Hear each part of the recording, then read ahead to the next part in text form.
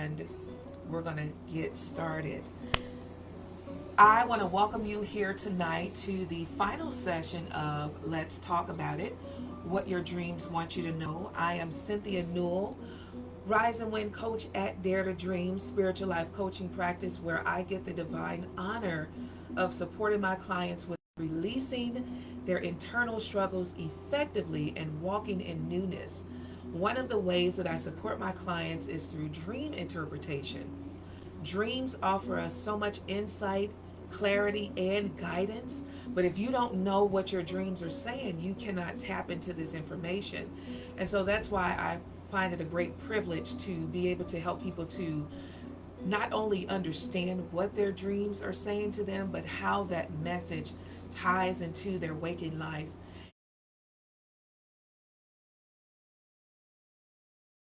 Over the past few weeks, we have talked about quite a few things.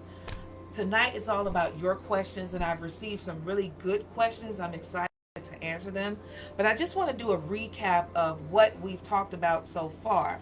So on the first session, I share with you 10 reasons why you're not dreaming or you're not able to remember your dreams. And then along with that, I gave you 3 tips on how you can start dreaming and how to recall your dreams. The second live I did, I shared 3 reasons why you should pay attention to dreams that make absolutely no sense. Dreams that have all these different parts to it, and it doesn't seem like any of them fit together. I've personally learned that those dreams have so much significance and meaning. It's like putting together a puzzle to create the big picture. And so those dreams are very important to pay attention to because they offer not only powerful clues, but they lead to deep spiritual, emotional, mental awakening and insight. And then last week, or a couple of weeks ago, I shared with you 10 dream symbols that signify you are entering into a new beginning. And so it's important to know what these different symbols mean. And one thing that I want to encourage people to understand, you can Google your dreams. You can look up, what does it mean to dream this? What does it mean to dream that? And you will get like a list of websites that you can go through and try to piece together based upon what they share with you, what the interpretation is, which is based on their interpretation. You can try to piece together what that means for you, or you can work with someone like me who is able to help you hear God's specific message for you. Dream symbols vary per person. They have different meanings. One person may dream about their childhood home and it's just mayhem, and it takes them to depression, and it makes them think about being not having enough food or being starved or abuse. Where another person may dream of their childhood home and it has a completely different meaning for them. And so the purpose of working with a dream interpreter such as myself is to get the specific message that God has for you. What do those symbols mean for you? And then why are you dreaming it at this stage of your life? Why are you having this reoccurring dream as you know, while you're experiencing something on your job, or maybe you're in a relationship and you keep having this same dream and you don't know why? Or why do you keep attracting the same partner? Or why are you not getting the jobs that you know you're well qualified for? Those are the types of things that your dreams can give you insight about. You know, when you set that dream intention and you are clear about what it is that you want to hear and understand through your dreams, you most certainly can get that information. I do a lot of talking with clients and other communities. I talk to other community leaders, and I find it so interesting that dreams are just like we kind of dismiss our dreams, you know, and that leads me to one of the questions tonight that someone had asked me, you know, why are people so dismissive of their dreams? And I think that we're dismissive of our dreams because we have not been taught the power of our dreams. It could be because of religious beliefs that we shouldn't pay attention to dreams. We could be tied to old myths of, our dreams are guided by what we watch on television, or our dreams are guided by what we ate before we went to bed. Our dreams are guided by what we're thinking about. So it's a lot of reasons why people may have shared their dreams with someone, and they may have scarred them or scolded them because of their experience with dreams. So it's a lot of reasons why people are dismissive of their dreams. It's not really something that you hear talked about too much, but when you really start paying attention, but people are dismissive of their dreams for a variety of reasons.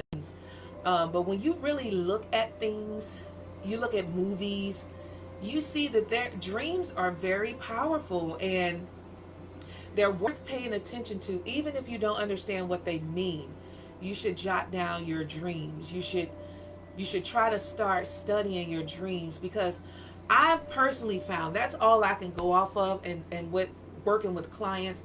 But my dreams, they come from within, and they are a portal for God to send information to me, and they help express expressed emotions. I have a teaching on 10 reasons why you should pay attention to your dreams, and maybe I'll share that here soon.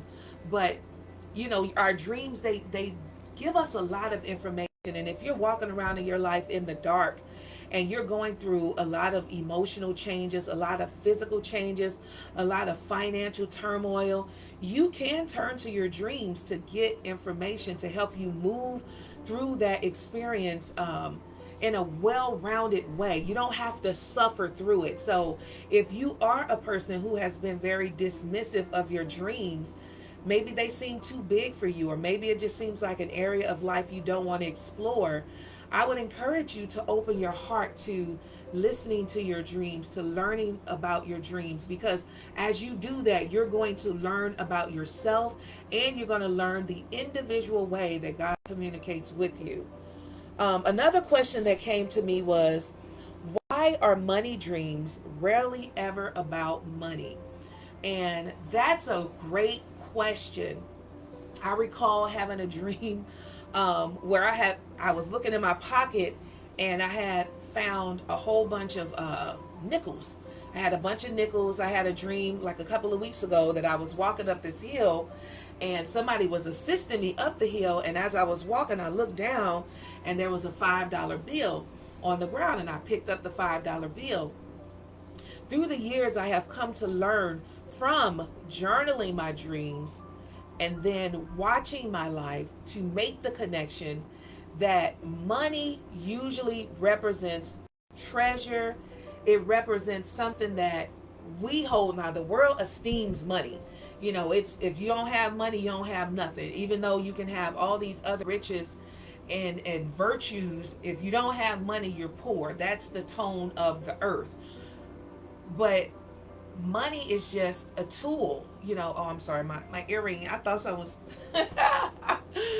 I think my tired is kicking in. But money is just a tool. So when you dream about money, you have to look at the context in which you had the dream, the dollar amount. A lot of times, I know for me personally, when I've dreamt about money, the dollar amount equals a number, and numbers hold vibration. I know a lot of Christians don't believe in numbers, and they believe that numerology is of the enemy of the devil, but numbers hold vibrations, and they have meanings.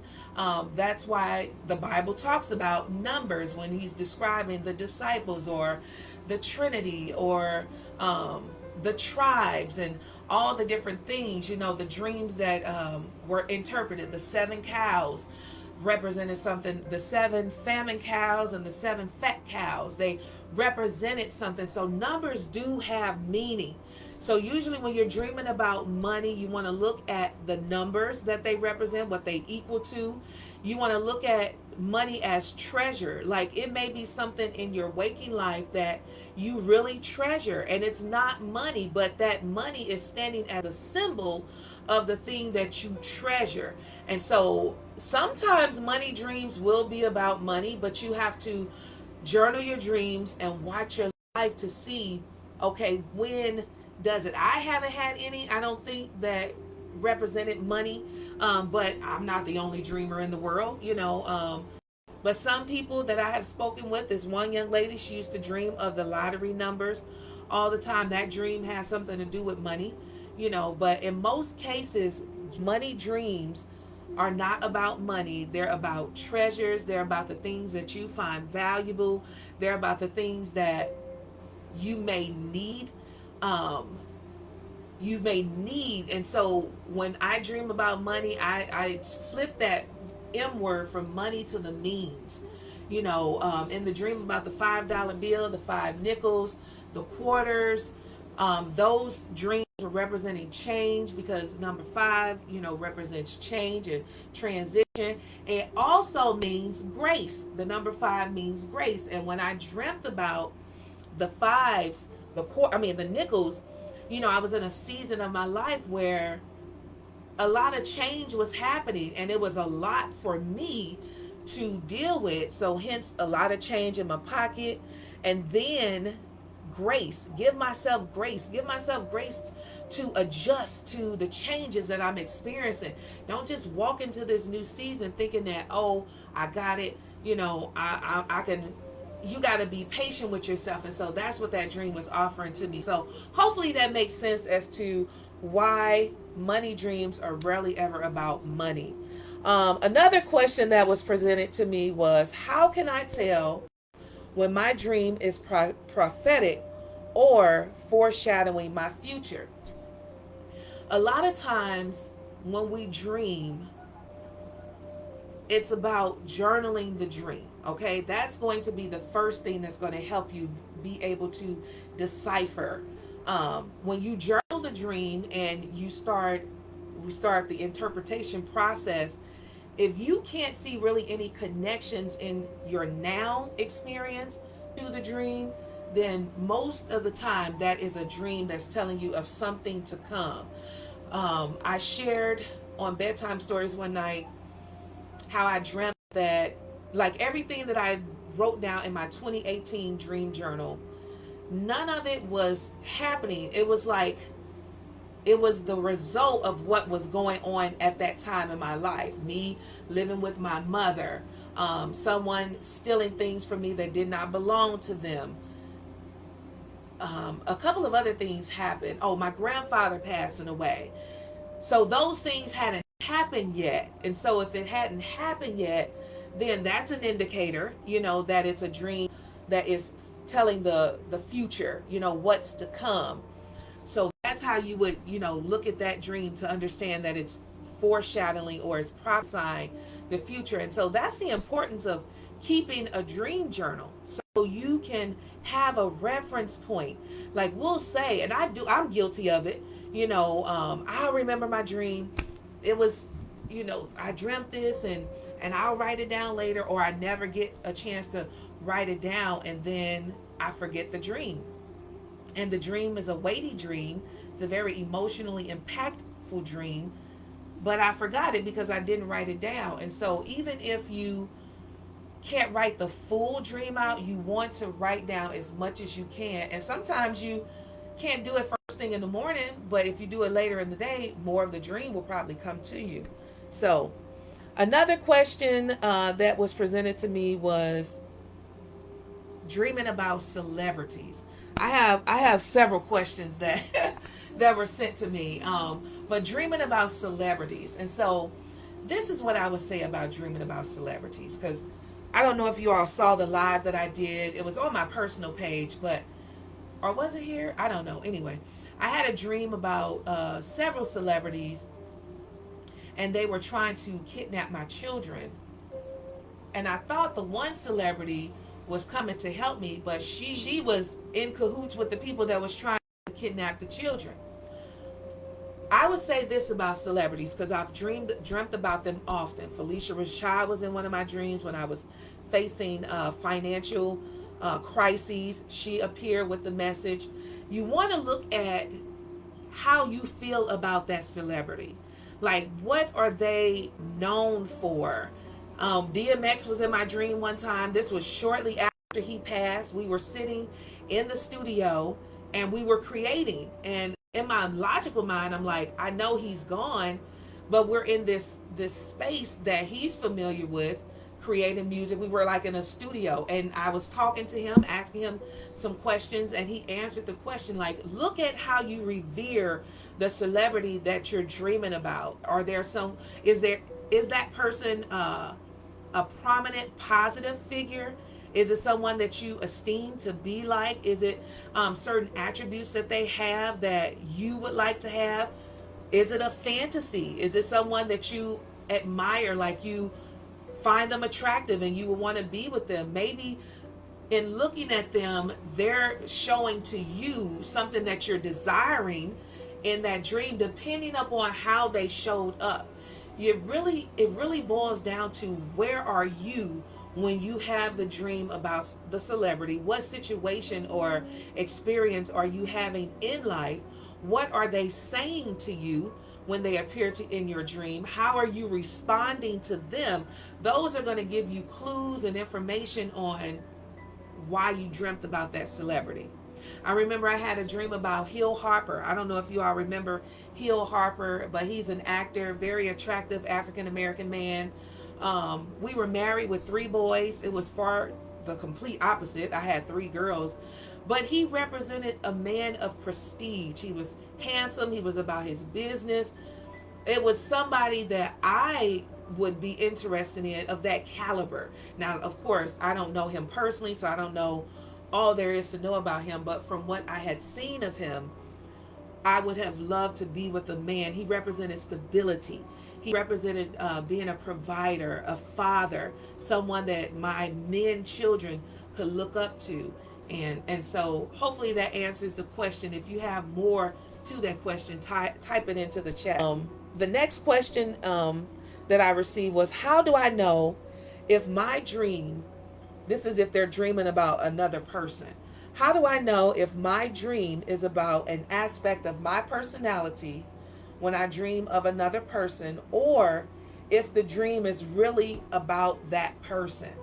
And I think that that is a phenomenal question, because people make cameos in our dreams all the time.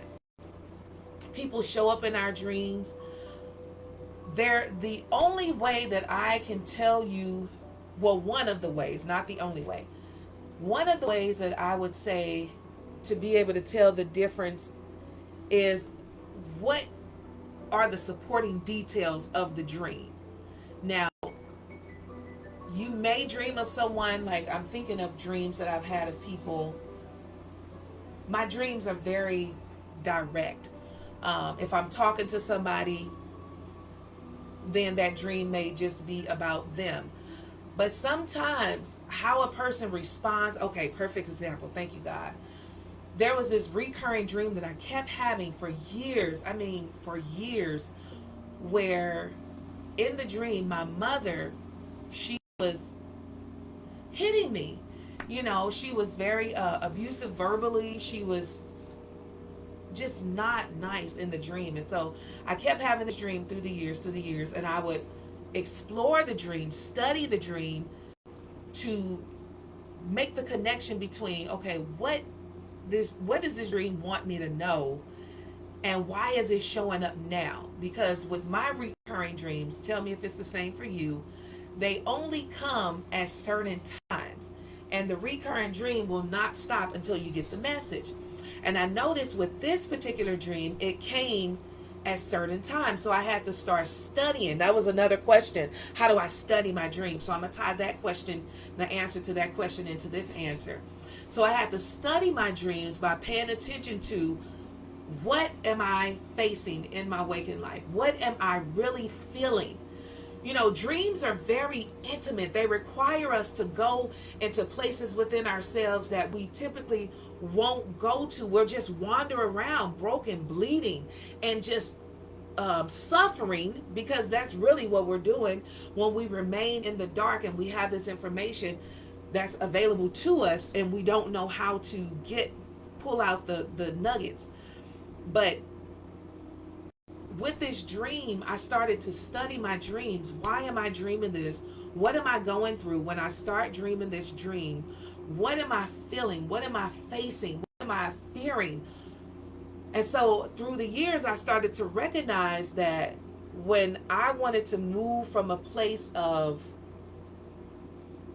punishment, like there was this deep belief in myself that about myself that I was wrong.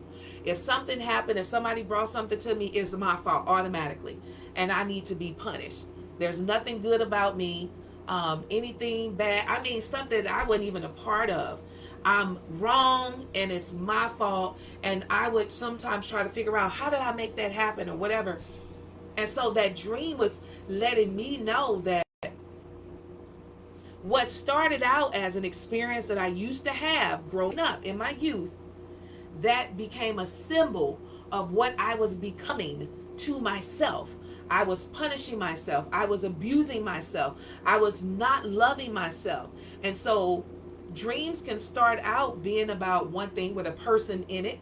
You know, it can be about them and the things that you experienced, and maybe you're grieving because you had that experience. But then if you continue to have that dream with that person in there doing that same behavior, the dream has shifted to being about an aspect of yourself. You become that person in some way. And now the goal is, and that's where with my business with Dare to Dream, it's not just dream interpretation, but that's where the coaching piece comes in, so you can break that cycle. You can be free. You can walk in newness. You can rise, which means to release the internal struggle effectively, and then win, which means walk in newness. It's not enough just to get the information. Okay, now I got it, but what do I do with it? If these things have been a part of my life for decades, you know, if I've had this resentment towards my father for years, now that I understand what this dream is meaning, what do I do with this? You know, so studying your dreams, meaning it means to take a deep look into the dream message and how it's playing out in your waking life. What are the similarities? Where are you? It's about asking those deep questions. It's about taking that, going deeper and requiring yourself, pushing yourself to go through the fear, you know, uncovering truths. And so you have to really study the dream in order to know when it's about that person's personality or if it's about you. I tend to believe that everybody that shows up in your dream has some sort of, well, no, I don't believe that, because I've dreamt of people that I don't know, and I'll call them and give them the message and they'll have nothing to do with me. So, you know, you just really have to study your dreams, and you have to be committed to studying your dreams. Hopefully that answers the question. The next question that I have here, and I think I have just two more. The next question is, how do you know how long the season of a dream message lasts? These questions are the bomb, because that is a very important question. So let me elaborate. So I'll just use my dream. So there was a dream that I remember sharing about flood waters coming in. My daughter, I saw her, I was in a hotel, and I saw her across the street. She was on this hill area, and I saw an avalanche coming down of water, but I couldn't get over there to save her. I called her name so that she can run, but as the water was coming down, it was coming down and it was going to come into the hotel. So I too had to save myself, right? So the gist of the basis of the dream theme to me, or the dream message, was being able to see afar off, see the dangers, see the emotions. I've always tied water to emotions. The water was kind of muddy. It was coming. It was going to engulf her. It was going to overtake her, and it was going to do the same to me if I didn't get out. And I got out, but the water still got in, and it still flooded where I was at. But I was able to get up higher to a point where the water did not consume me like it had consumed her. When I first had the dream, we were at a place of, there were underlying things that I wasn't willing to talk about anymore. but I knew that they needed to be sorted out. But talking, if you ever have a person in your life where you know talking is not going to work with them, you seek God for other alternatives. How do I handle this? And it was some deep seated emotional stuff. But I had to save myself. I couldn't save her. I couldn't save her. I had to save myself. And so that dream was about, it was earlier this year. And I'm still in the season of that dream. And the way that you know that you're still in the season of a dream after you understand what the dream is saying to you is by the occurrences that are happening in your waking life. So I'm still at a point where I'm climbing higher so that I'm not engulfed. Now, it wasn't that I don't care about my daughter. I warned her of what was coming and told her she needed to get out of there, but I couldn't save her. I had to save myself. And that, when I look at our interactions, when I look at our conversations, that's exactly how it is. And there's no hard feelings, there's no animosity, there's no anger, no frustration. Now, for me, it took me some time to adjust to this way because I realized I'm a rescuer. That's what I do. When I look at all the relationships that I've had with people, whether it was friendships, romantic relationships, and just working relationships, I've always been the one that saved people. I rarely or rescue people, try to be there for them. I rarely ever will ask for help. I will just save myself. And so God has me in a shifting position, and it was awkward at the beginning, but now I'm starting to like it. Like, no, I'm not coming.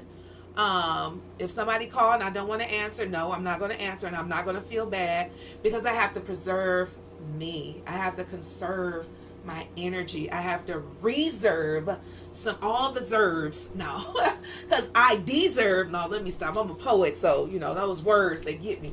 But I'm learning that I have to save myself. People will come and they will flood you with their emotional things and drain you dry and then have nothing to give to you.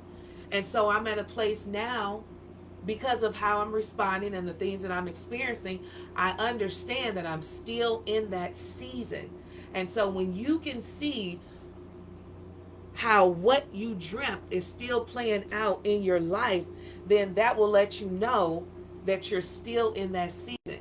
And you'll stay in that season until that dream message is no longer relevant, until you've learned the lesson, until you've gotten the download, until you shifted your behavior, your attitudes, your thoughts, and your beliefs about the thing. And so that was the other question that someone had.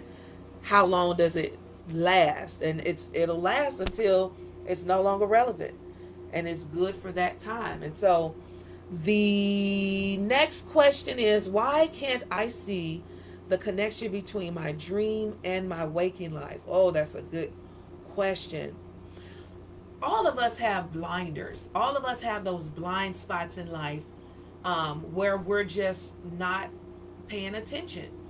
And so if you're a person that has never really paid attention to your dreams, you never sat down and studied your dreams, you never taken the time to study your life, then you most likely will not see the connection between your dreams and your waking life.